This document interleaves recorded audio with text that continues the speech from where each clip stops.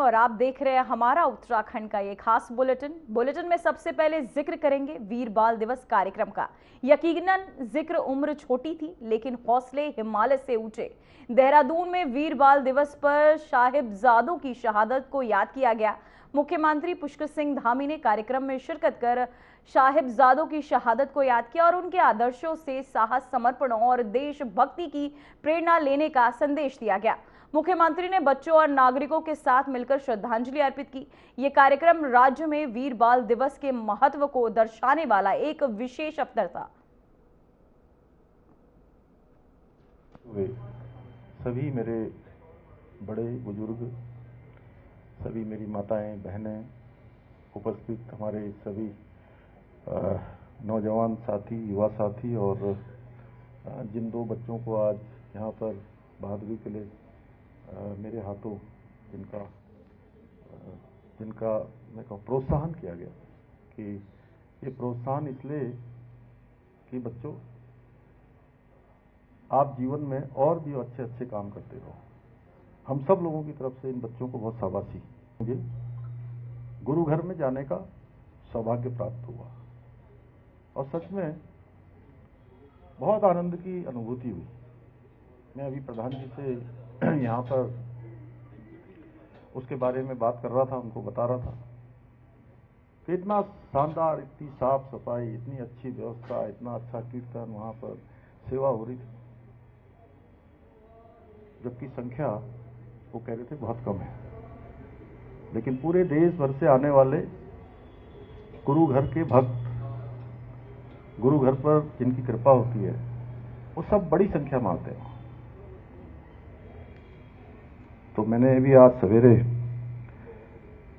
जाकर वहाँ पर गुरु घर में मत्था टेका, उनके साथ बातचीत करी और वीर साहबजादों को उनका नमन किया, स्मरण किया। और आज आप सबके बीच में भी उपस्थित होना मेरे लिए बहुत सौभाग्य की बात है कि मुझे भी यहाँ आज फिर से आप सबके बीच में उन हमारे वीर साहबजादों को नमन करने का शुभ अवसर प्राप्त हो रहा है। भाइयों बहनों, हम सभी जानते हैं 10वें गुरु गोविंद सिंह साहब के साहबजादों का जीवन त्याग, शौर्य, धर्म रक्षा और देशभक्ति का जीवंत उदाहरण है। ऐसे जब हम दूर से सोचते होंगे या कभी विचारते होंगे, लेकिन अगर हम बहुत गहराई में जाएंगे तो तब हमको एहसास होगा, ये महसूस होगा कि कितनी चुनौतियां और कितनी कठिनाई होती। जब 9 साल के बच्चे को, 6 साल के बच्चे को जिंदा दीवार में चुन दिया गया, ईंट गारे पत्थर रख दिए गए, लेकिन उनके मुंह से आह भी नहीं निकली। वीर बाल दिवस हमें उन महान बाल वीरों का स्मरण कराता है जिन्होंने भारत की स्वाभिमान की रक्षा के लिए हंसते हंसते अपने प्राण न्यौछावर कर दिए। और उनका ये बलिदान न केवल भारतीय इतिहास बल्कि संपूर्ण विश्व इतिहास में भी वीरता और साहस की जब भी बात होगी, पराक्रम की बात होगी, धैर्य की बात होगी, जान की बाजी लगाने की बात होगी, तो ये उसका सर्वश्रेष्ठ उदाहरण होगा। इतिहास कहीं भी ऐसा साहस, ऐसी दृढ़ता और ऐसा धर्मनिष्ठ त्याग कहीं और देखने को नहीं मिलता। यदि हम वीर साहबजादों के जीवन पर दृष्टि डालें तो बाबा अजीत सिंह, बाबा जुझार सिंह, जिनकी आयु 17 वर्ष और 15 वर्ष, उन्होंने चमकौर के युद्ध में असाधारण शौर्य का परिचय देते हुए वीर गति प्राप्त की। वहीं दूसरी ओर बाबा जोरावर सिंह और बाबा फतेह सिंह, जिनकी आयु केवल 9 वर्ष और 6 वर्ष थी और उस समय सरहिंद के नवाब नजीर खान की अमानवीय जो ये यातनाएं थी, तमाम प्रकार की क्रूरताएं थी, अत्याचार था, उसके सामने उन्होंने समर्पण नहीं किया, हार नहीं मानी और 26 दिसंबर 1705 को उन्हें जिंदा दीवार में चिनवा दिया गया था। लेकिन उन्होंने, नन्हे वीरों ने धर्म परिवर्तन स्वीकार करने के बजाय मृत्यु को स्वीकार किया और उनके बलिदान और अदम्य साहस पर ठीक ही कहा गया है कि निहाम बिच चुन चुन के ईटा रखियाम, पर साहबजादे डिगे नहीं, झुके नहीं। अर्थात नींव में एक एक करके ईंटें चुनी गई, लेकिन साहबजादे न तो डिगे न ही झुके और जोर से चिल्लाने लगे कि घरो ईंटें, रखो गारा, चुनो दीवारें। इस प्रकार से उन्होंने उद्घोष किया। भाइयों बहनों, इन वीर साहबजादों ने यह सिद्ध करा कि स्वधर्म, राष्ट्रीय स्वाभिमान की रक्षा के लिए उम्र की कोई सीमा नहीं होती है।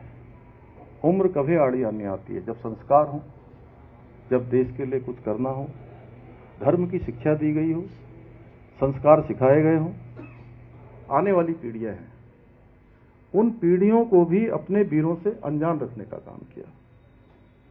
तो उन लोगों को हम भी कैसे भूल सकते हैं? मुझे लगता है कि हमें भी नहीं भूलना चाहिए, जरूर ये स्मरण में रहना चाहिए। क्यों नीरज भाई, सही कह रहा हूं सेक्रेटरी साहब? पर आज प्रधानमंत्री श्री नरेंद्र मोदी जी के नेतृत्व से देश में पहली बार वीर साहबजादों को उनका जो वास्तविक सम्मान था, वास्तविक इतिहास था, जो लोगों को पढ़ाया जाना चाहिए था, उसकी एक शुरुआत हुई है। और 26 दिसंबर को वीर बाल दिवस घोषित करके पूरे राष्ट्र को सिखों के गौरवशाली इतिहास से जोड़ने का काम हुआ है। यही फर्क है, जहां कुछ लोगों ने इतिहास को दबाया, वहीं प्रधानमंत्री मोदी जी के नेतृत्व में इतिहास को सम्मान दिया गया, देश और दुनिया के समक्ष रखा गया। जहां इन्होंने सिखों को घाव दिए, वहीं दूसरी ओर भाजपा ने, मैं चूंकि इस पार्टी में काम करता हूं इसलिए नहीं कह रहा हूं, लेकिन भारतीय जनता पार्टी ने सिखों के गौरव को हमेशा पहचान देने का काम किया। हमेशा अपने सभी कार्यक्रमों में उन सभी जो इतिहास था, उस इतिहास को रखने का काम किया। और आज देश की जनता भी भली भांति समझ चुकी है कि जो पार्टी आस्था का सम्मान करे, जो पार्टी हमारे वीर बलिदानियों का सम्मान करे, कभी भी भारत की आत्मा की सम्मान न करे, वो कभी भी भारत की आत्मा की रक्षक नहीं हो सकती है। भाइयों बहनों, आज हमारे बच्चों को भारत का सच्चा इतिहास पढ़ाया जा रहा है। वो इतिहास जिसे पहले की मुगलपंथी और तुष्टीकरण की राजनीति ने बरसों तक दबाने का प्रयास किया गया। केवल एक वोट बैंक को प्रमुखता दी गई, प्राथमिकता दी गई। आज आदरणीय प्रधानमंत्री जी के नेतृत्व में हम न केवल अपना जो गौरवशाली इतिहास है, न केवल उसको सजोने का कार्य कर रहे हैं, बल्कि वीर बलिदानियों के सपनों का भारत गढ़ने की दिशा में भी दृढ़ संकल्प लेकर आगे बढ़ रहे हैं। भाइयों बहनों, इस अवसर पर मैं सभी अभिभावकों और शिक्षकों से यह आह्वान करता हूं कि अपने बच्चों को वीर साहबजादों की गाथा अवश्य सुनाएं। कहानियां पहले के समय में हमारे बुजुर्ग लोग बहुत सुनाया करते थे, तो उसके कारण से बहुत ज्ञानवर्धन होता था उनका, कि कैसी कैसी चुनौतियां, कैसे कैसे कठिन समय, किस प्रकार की निर्दयता। जब आप कभी नानकमता साहब जाएंगे तो वहां पर एक पूरा का पूरा हॉल, उसमें जो चित्र लगाए गए हैं उस समय के, किस प्रकार से आरी चलाकर, किस प्रकार से पूरा का पूरा शरीर दो दो भागों में काट दिया जाता था, तेल का खौलते हुए कढ़ाई में डाल दिया जाता था, रेत में डाल दिया जाता था, गर्म रेत में। इस प्रकार की क्रूरता, और ऐसे समय में इन वीर साहबजादों का इस प्रकार का बलिदान, इसके बारे में हम हमारे जो बुजुर्ग लोग हैं, जो हमारे बड़े लोग हैं, उनको स्वयं भी ये इतिहास पढ़ना चाहिए, जानना चाहिए और जानने के बाद अपने बच्चों को भी जरूर उनकी गाथाएं सुनानी चाहिए, ताकि हमारी आने वाली पीढ़ी भी अपनी धर्म पर, संस्कृति पर और जो परंपराएं हैं उन पर गर्व कर सके। मुझे पूरा विश्वास है कि आज वीर बाल दिवस के अवसर पर हमारे राज्य और देश के सभी बच्चे और युवा इन वीर बालकों से प्रेरणा लेकर राष्ट्र निर्माण में, समाज निर्माण में और स्वयं के व्यक्ति निर्माण में भी बहुत महत्वपूर्ण भूमिका निभाएंगे और उत्तराखंड को देश का श्रेष्ठ राज्य बनाने का जो हमारा विकल्प रही संकल्प है, उस संकल्प को सिद्धि तक पहुंचाने में अपना योगदान सुनिश्चित।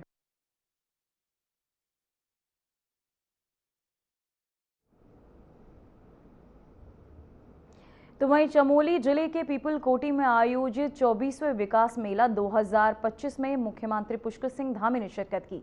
मुख्यमंत्री ने मेले का अवलोकन किया और विभिन्न विभागों द्वारा लगाए गए स्टॉलों का निरीक्षण भी किया। इस अवसर पर सीएम धामी ने कहा कि ये विकास मेला ग्रामीण विकास, स्वरोजगार और स्थानीय उत्पादों को बढ़ावा देने का सशक्त माध्यम है। इस दौरान उन्होंने क्या कुछ कहा, आइए आपको सुनाते हैं। जो पात्र लोग हैं, जिनको योजनाओं का लाभ मिलना चाहिए, उनको योजनाओं का लाभ दिलाना भी सुनिश्चित इस मेले के माध्यम से किया जा सकेगा। और आप सबको पता है कि इस समय हमने राज्य के अंदर एक अभियान प्रारंभ किया है, जन जन की सरकार जन जन के द्वारा। और इस अभियान के माध्यम से हम सभी सीमांत क्षेत्र, गांवों के क्षेत्र, दूरस्थ क्षेत्र, पर्वतीय क्षेत्र, ऐसे क्षेत्रों में हमारा पूरा प्रशासन के सभी प्रशासनिक विभाग पहुंचकर हर न्याय पंचायत के स्तर पर समस्याओं का समाधान कर रहे हैं। मैं आज इस मेले के माध्यम से आप सब लोगों से यह भी कहना चाहता हूं कि आप सब अपने अपने नजदीक के स्थानों पर जहां भी इस प्रकार के ये आयोजन हो रहे हैं, उन आयोजनों में अवश्य प्रतिभाग करें और इन कार्यक्रमों में अपनी सहभागिता करके स्वयं का भी और स्वयं के आसपास के लोगों को भी लाभ दिलाने में अपना सहयोग निश्चित रूप से प्रदान करें। भाइयों बहनों, मुझे बताया गया है इस मेले की शुरुआत 1986 में बंड क्षेत्र की 2 दर्जन से अधिक ग्राम सभाओं के द्वारा एक किसान मेले के रूप में की गई थी, परंतु सीमित संसाधनों के कारण लगभग 1.5 वर्ष तक इसका आयोजन नहीं हो सका था।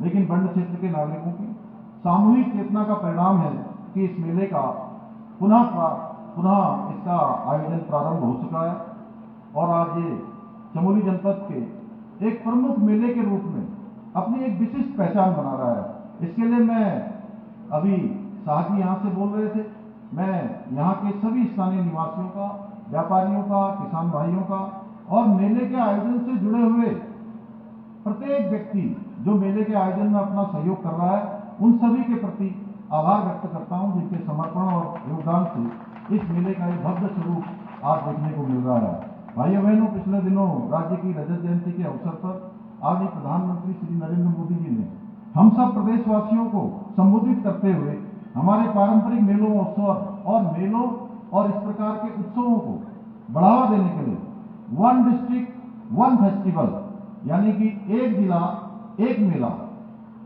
विकसित करने का आह्वान किया था।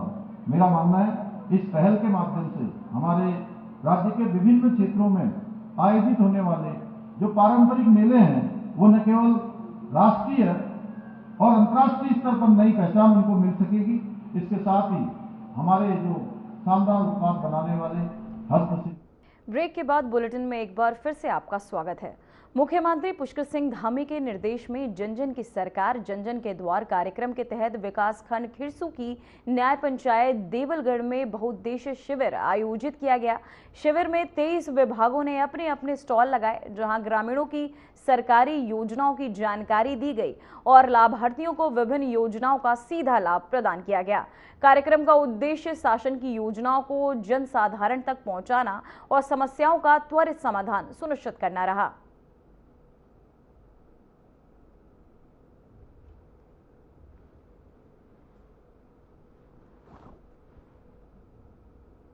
इनकी सरकार जन जन के द्वार कार्यक्रम के अंतर्गत यहाँ नेवलगढ़ न्याय पंचायत हमारे खिरसू ब्लॉक में कैंप लगाया गया था और लगभग इस पूरे शिविर में लगभग 200 के लगभग ग्रामीण यहाँ पर उपस्थित हुए जिन्होंने विभिन्न विभागों की योजनाओं का लाभ उठाया।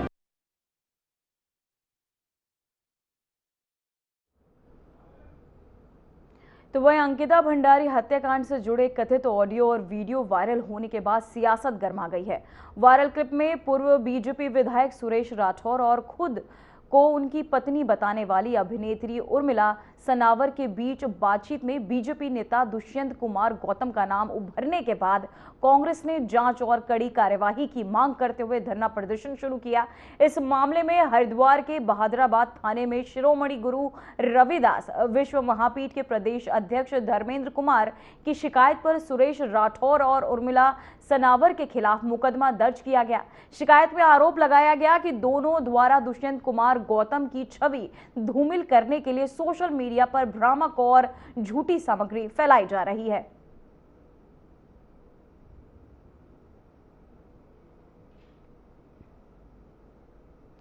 तो वहीं पौड़ी में बेटी अंकिता भंडारी से जुड़े लगातार सोशल मीडिया पर तूल पकड़ रहे मामलों पर अंकिता की मां ने मीडिया के सामने अपनी बात रखी। उन्होंने कहा कि पूरे मामले की सच्चाई सामने आनी चाहिए और अफवाहों से लोगों की भावनाओं के साथ खिलवाड़ न किया जाए। अंकिता की मां ने कहा कि परिवार इस समय मानसिक और भावनात्मक रूप से परेशान है। उन्होंने सभी से अपील की कि मामले को संवेदनशीलता के साथ समझे और सोशल मीडिया पर फैल रही गलत जानकारियों पर भरोसा न करें।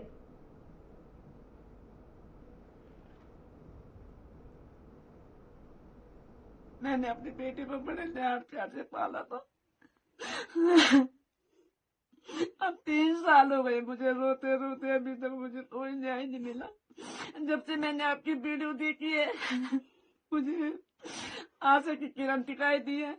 अगर आप उन सबूतों को कोर्ट में पेश करोगे तो मेरी बेटी को न्याय मिल सकता है। भले मेरी बेटी इस दुनिया में नहीं है, लेकिन जिस तरह से मैं रो रही हूँ दुनिया की मेरी कोई माँ इस तरह से न रोए। आपसे हाथ जोड़ के विनती है मेरे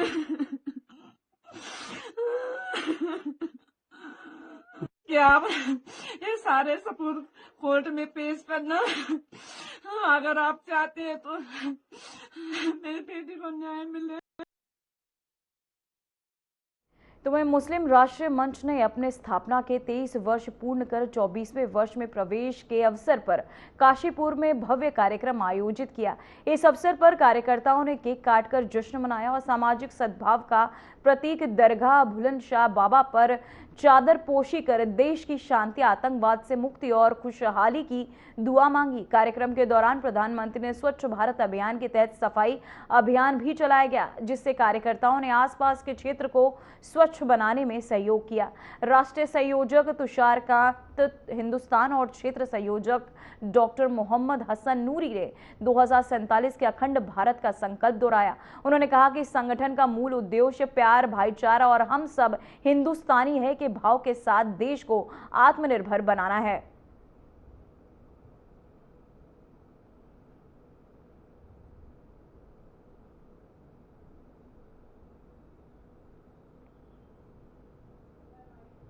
साल में प्रवेश कर गया है। मुस्लिम राष्ट्रीय मंच आतंकवाद मुक्त, दहशत मुक्त भारत बनाने के लिए संकल्प लिया है और पूरे हिंदुस्तान के अंदर ये सप्ताह जो है सेवा के रूप में मनाया जा रहा है।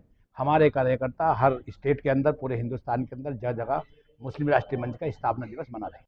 मुस्लिम राष्ट्रीय मंच विगत 23 वर्षों से भारत, भारतीयता और भारतीय पहचान को मजबूत करने के लिए काम करता आ रहा है।